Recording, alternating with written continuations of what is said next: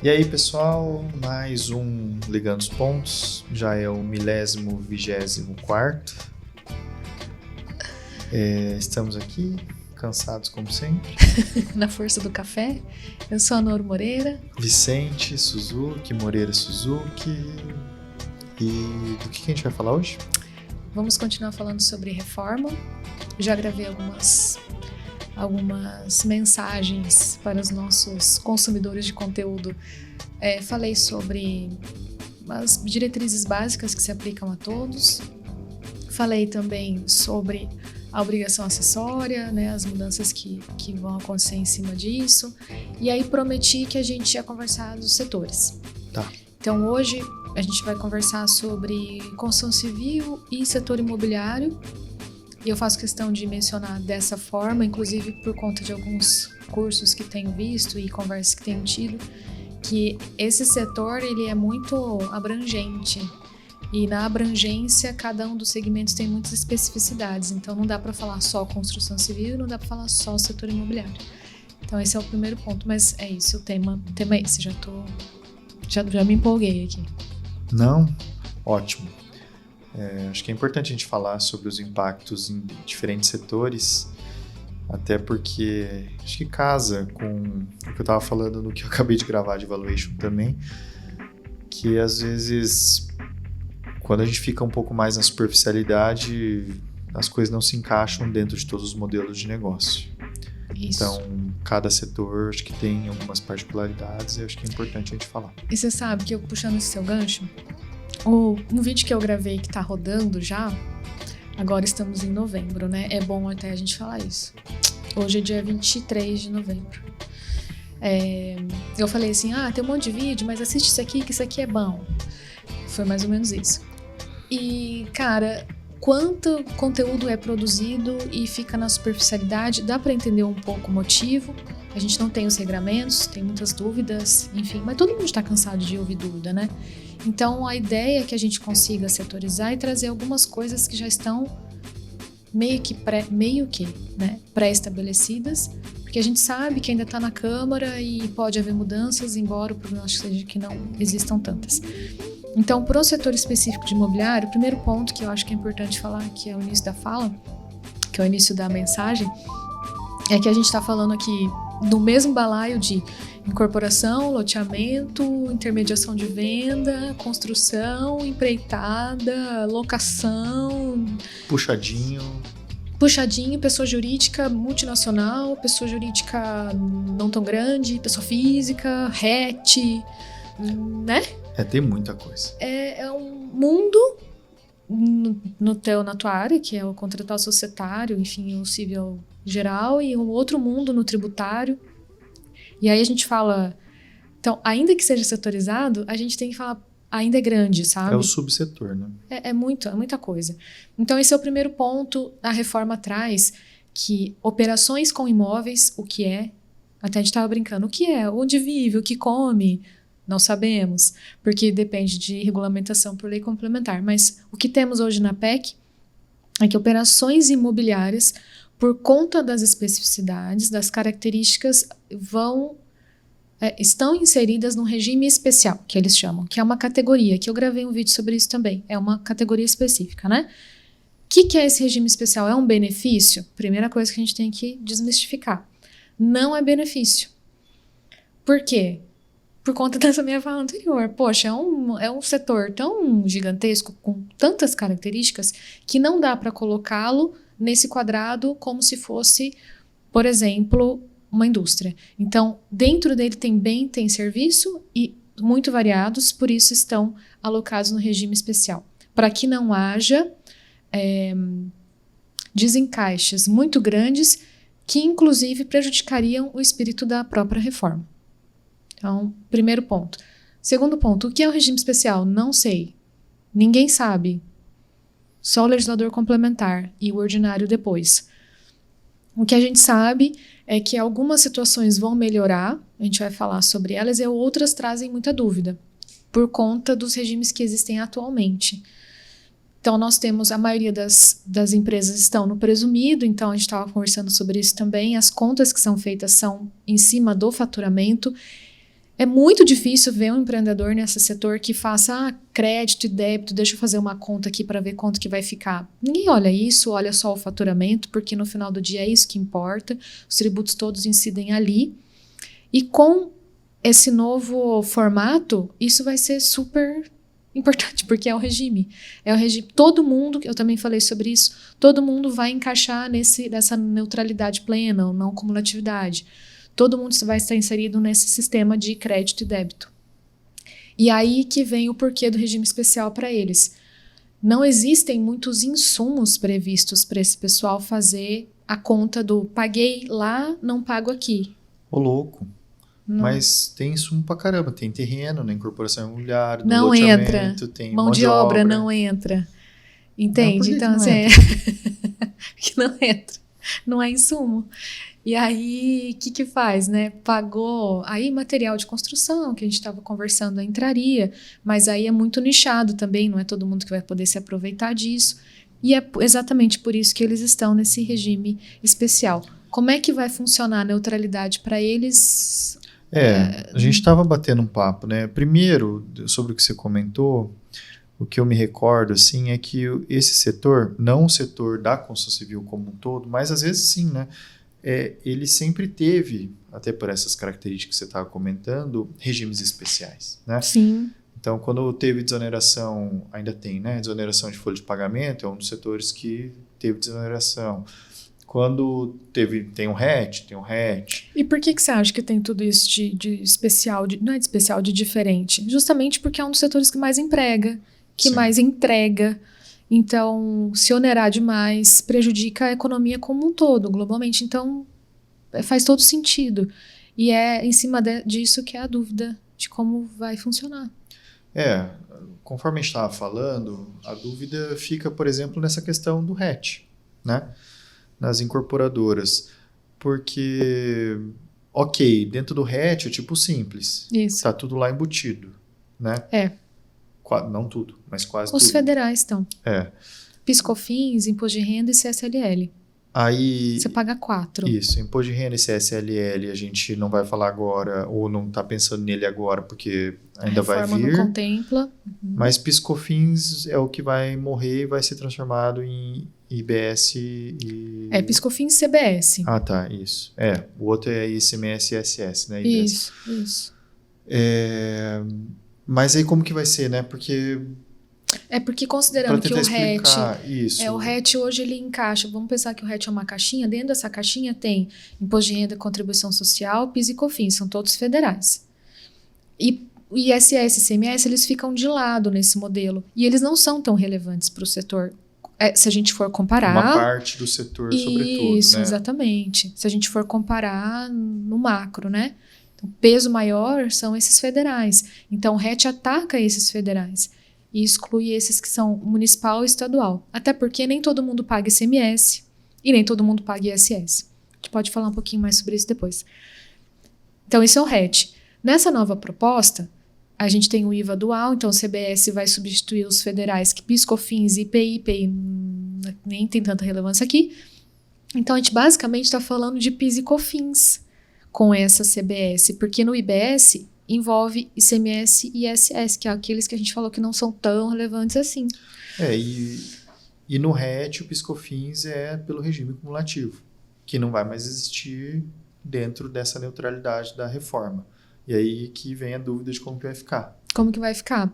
Então, tem se cogitado, nos especialistas do setor, que a alíquota que hoje está falando a base, né, 27,5%, para esse setor em regime especial seria em torno de 7 a 8%.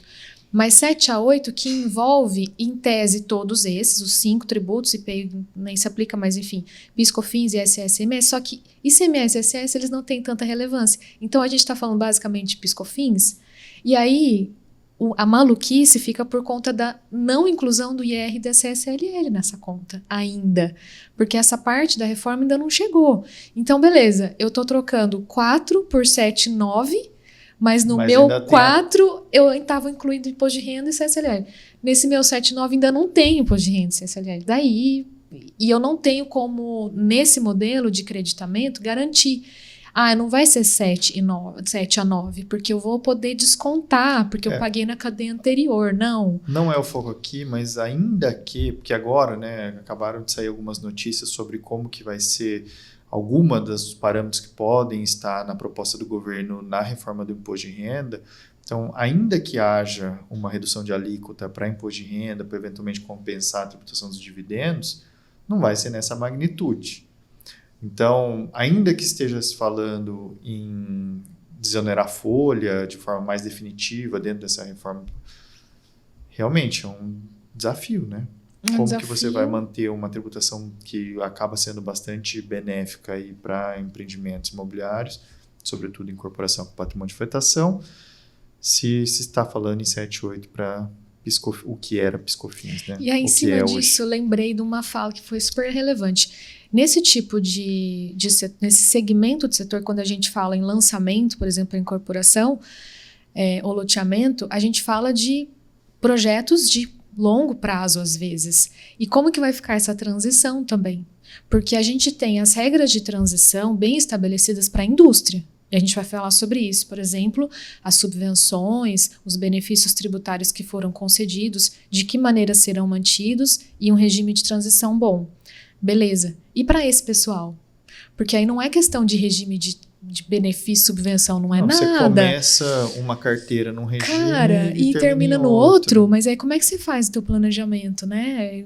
É maluco. Então esse é um ponto que o pessoal levantou, eu acho que é super relevante, que também vai impactar. Eu acredito, essa é a fala minha, que a grande reforma mesmo, ela vai acontecer a partir do ano que vem, embora os impactos que a gente vai sentir no bolso é a partir de 2026, ano que vem e os posteriores, porque a regulamentação de fato ainda não aconteceu. Eu falei no outro pod, né? Eu falei no outro pod que a gente tem esqueleto e a gente não tem corpo, não tem pele, não tem rosto, não tem nada ainda. Então é tudo muito incipiente, mas são dúvidas pertinentes, que eu acho que esse é o motivo do pod hoje, trazer esses pontos de reflexão, né? Para a gente poder desenvolver depois. A gente já chegou a comentar algumas coisas que também afetam ao setor imobiliário, mas já faz um tempo. Então a gente vai acompanhando e vai ouvindo também, né? Todas as pessoas que estão aí no setor e acompanhando meio que em tempo real. Porque uma das coisas que a gente tinha comentado, né, você até comentou, o ICMS ele acaba não sendo muito relevante dependendo da parte do setor imobiliário. E acaba não sendo muito relevante porque se a hora que ele entra, ele estraga. Que é aquilo que a gente estava discutindo, já cheguei a comentar aqui em outro pod anterior, aquela questão de você fazer um pré-moldado, né? Ou de você terceirizar para fora a construção de pedaço do imóvel ou da construção e trazer para dentro. Por que todo mundo faz um canteiro, né? É basicamente por questão tributária. Isso. Então, aí, dependendo do recorte que a gente faça na história, lá na época da pandemia, não era por questão tributária, era por conta da logística e da falta mesmo do produto. Então, se quisesse fazer contratação de um aço, você ficava ultra caro, o produto em si, não por causa de tributário, porque não tinha. A gente lembra disso, como o preço explodiu. E aí, optou-se por fazer dentro do canteiro. Mas hoje, as pessoas põem isso na ponta do lápis. E até assisti a esse curso, eles estavam comentando, uma pessoa do setor construtivo estava comentando o seguinte, que desenhou-se uma obra de um jeito, assim, dentro do canteiro, mas depois fazendo a conta, valia mais a pena comprar de fora, porque o cara estava disponibilizando material super mais fácil. Então, em vez de concreto armado, optou-se pelo aço. Então, assim, não é o tributário. E, na verdade, o tributário ele não deveria ser o principal ponto para definição se compra A ou B, né? Deveria ser um dos pontos levantados, não o principal. Eu estava discutindo isso com alguns clientes do setor também, porque hoje o que a gente nota é uma diminuição bastante relevante do desemprego, né?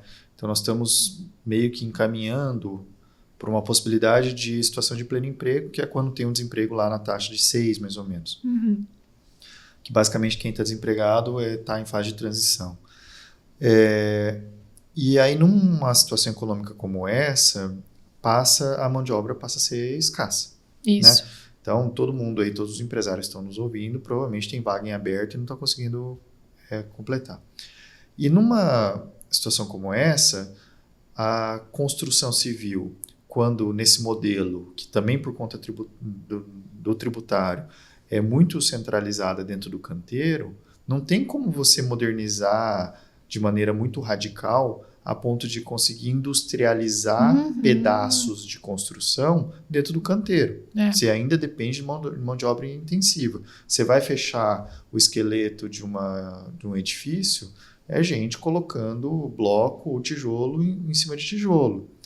E eu estava conversando que existem e tem surgido, também talvez na expectativa da reforma tributária, algumas iniciativas inovadoras de, por exemplo, você criar a indústria de parede. Que não é aquele pré-moldado clássico, mas de você criar máquina que faz pedaço grande de parede. E aí você entrega a parede. Poxa, isso hoje, do ponto de vista tributário, é bem ruim. Que encarece, provavelmente. Provavelmente encarece. Ainda que você tenha ganho de escala e tudo mais, encarece.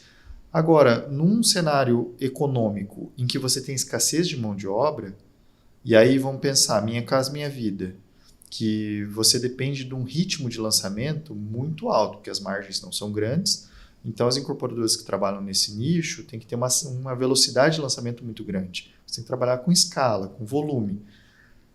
Quem constrói mais rápido ganha nisso. Então, se você tiver, por exemplo, uma indústria de parede e o teu concorrente está com mão de obra escassa e não consegue ter uma multiplicidade de canteiro, porque você não consegue contratar pedreiro e servente de pedreiro, enfim, o cara está na frente. E sobrevindo à reforma tributária, A gente falava sobre isso também, né? Que não existem grandes discussões de teses tributárias em cima desse setor, mas uma das que existem e causam muita dor é o que, do ponto de vista do bolso mesmo, assim, diretamente, é a situação de dentro e fora de canteiro, que com a reforma acaba não fazendo mais sentido conversar sobre isso. Justamente porque unificou, né? O IBS juntou ICMS e ISS, então não importa mais, é bem e serviço, pronto. Uma das formas de você destravar reindustrialização e destravar inovação no setor. Então, acho que nesse ponto a gente já falou um pouco sobre isso, mas é bom sempre reiterar que isso pode ser muito benéfico aí para o setor da construção civil e do imobiliário para esses efeitos aí também. Para esse setor também especificamente, embora eu já tenha falado em recorte específico, existe a situação da simplificação das obrigações acessórias. Isso faz bastante diferença, considerando que o setor é altamente regulado e necessita emitir muitos documentos, muitas guias, né, falando bem leigamente aqui, para poder realizar o recolhimento dos impostos. Olha, eu falando errado. E a proposta é que isso seja ultramente simplificado para que seja emitido um só, que é a nota fiscal. Por quê? Porque o produto e serviço ele é tributado junto, então não é preciso mais ficar fazendo redundância de informação para vários entes. Então isso é bacana também. Mas vamos ver se isso vai efetivamente acontecer, porque é só no plano ainda da ideia, né? Eu acho que é isso, né? Acho que sim, para o setor é isso. Para o setor imobiliário, acho que é isso, mais uma atualização e a gente compartilhar com vocês mais algumas outras coisas que a gente tem acompanhado e ouvido, mas a gente ainda vai gravar outros, não sei se a Noro é ela mesma ou comigo, sobre os demais setores, e tem, a depender de outros setores, tem algo já mais claro, né, de como que vai ser. E é isso. Siga acompanhando a gente, que a gente sempre está de olho aí nos andamentos da reforma e das novidades legislativas que vão impactar o teu negócio. Isso aí. Entra lá no moreirasuzuki.com.br. O Rodrigo reformulou o site. Tá bem mais bonito. Tá bem bonito. Até nossas fotos mudaram. Melhor. Mudou? Mudou. Olha lá, nem viu, nem entrou. Nem vi. Não é que eu não fico olhando a minha foto. Porque não, eu também não. Fui olhar a equipe. E daí eu vi que a fuça mudou. Eu achei que ficou melhor. Entendi. Tá mais atualizado? Tá. A última foto acho que a gente tinha 27 anos. Né? Agora a gente tem 62, né? Com essa cara aqui. É isso. Entra lá e tchau. Até a próxima.